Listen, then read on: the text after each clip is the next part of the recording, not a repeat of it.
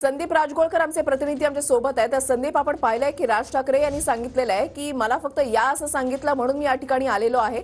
भेट केव्हा होणार माहिती नाही, मात्र जी माहिती मिळते त्याच्यानुसार आज अमित शहा आणि राज ठाकरे यांची बैठक जी आहे ती होऊ शकते। किती वाजता बैठक होणार आहे, काय अपडेट्स मिळतात?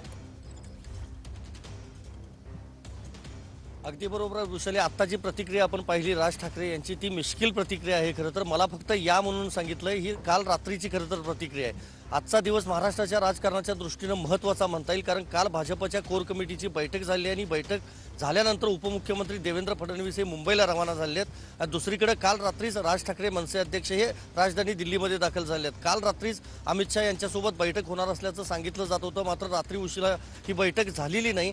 आज सकाळी 10 नंतर ही बैठक होणार असल्याचं आपल्याला सांगितलं जातंय।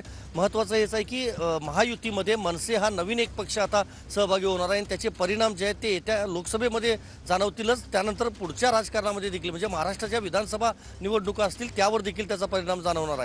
महत्त्वाचं हेच आहे की मनसेकडून किती जागा नेमक्या मागितल्या जातात, कदाचित 2 जागा मागितल्या जातील असं सांगितलं जात आहे आणि भाजपचे वरिष्ठ नेते किंवा भाजप हायकमांड ही मागणी मान्य करतं का हे देखील बघणं महत्त्वाचं असणार आहे। पण फडणवीसांच्या अनुपस्थितीत ही बैठक होणार आहे। फक्त अमित शहा, जे.पी. नड्डा आणि राज ठाकरे, अमित ठाकरे या चौघांमध्ये ही बैठक होणार असल्याचं सांगितलं जात आहे। जागा वाटपाचा फॉर्म्युला अजूनही ठरलेला नाही, त्यामुळे राज ठाकरेंची ही भेट अतिशय महत्त्वपूर्ण म्हणता येईल। माध्यमांना काय ते काही प्रतिक्रिया देतात का हे देखील बघावं लागेल। अगदी पहिला टप्पा जो आहे तो अवघ्या काही दिवसांवर आता येऊन ठेपलेला आहे लोकसभा निवडणुकीचा, आणि त्यापूर्वी जागा वाटपाचा फॉर्म्युला आज किंवा उद्या सकाळपर्यंत निश्चित होण्याची शक्यता देखील आहे।